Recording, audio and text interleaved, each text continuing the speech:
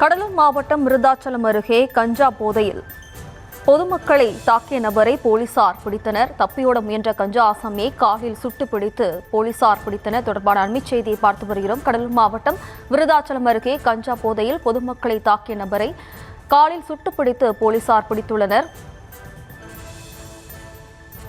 கைது செய்ய சென்றபோது போலீசாரை தாக்கிவிட்டு தப்பியோட முயன்ற நிலையில் தற்போது அந்த நபரை காலில் சுட்டு போலீசார் பிடித்துள்ளனர்.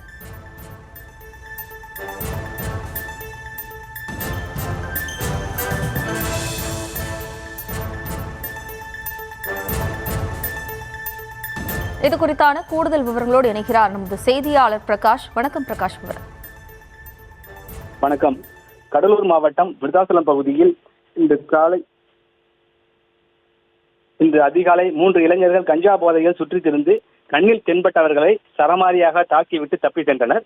இது குறித்து விருதாச்சலம் காவல்துறையினர் வழக்கு பதிவு செய்து தாக்குதல் நடத்திவிட்டு தப்பி சென்ற மூவரையும் தேடி வந்த நிலையில் கஞ்சா போதையில் ரகளையில் ஈடுபட்ட வாலிபர் விருதாச்சலம் அடுத்த கண்டியங்குப்பம் பகுதியில் சுற்றி கொண்டு இருப்பதாக விருதாச்சலம் காவல்துறையினருக்கு தகவல் கிடைத்ததன் பேரில் காவல் உதவி ஆய்வாளர் உள்ளிட்ட 3 காவலர்கள் சென்றுள்ளனர். அப்போது 2 காவலர்களை தாக்கிவிட்டு தப்பி ஓட முயன்ற போது கால் முட்டியின் கீழ் சுட்டு பிடித்து விருதாச்சலம் அரசு மருத்துவமனையில் சிகிச்சை அளிக்கப்பட்டு வருகிறது.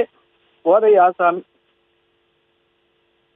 ஆசாமி தாக்கியதில் 2 காவலர்களுக்கு கையில் காயங்களுடன் அவர்களும் விருதாச்சலம் அரசு மருத்துவமனையில் சிகிச்சை பெற்று வருகின்றனர். விருதாச்சலம் துணை காவல் கண்காணிப்பாளர் பாலகிருஷ்ணன் அடிபட்டு சிகிச்சையில் இருந்து வரும் காவலர்களை நேரில் சந்தித்து ஆறுதல் கூறினார்.